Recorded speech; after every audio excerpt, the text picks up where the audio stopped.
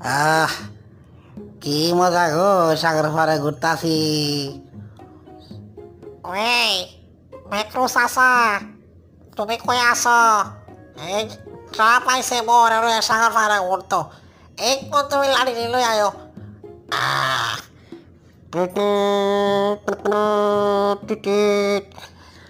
গাতা করে রাখি, গাতার মধ্যে কোনো রকম পাল্টাল দিব।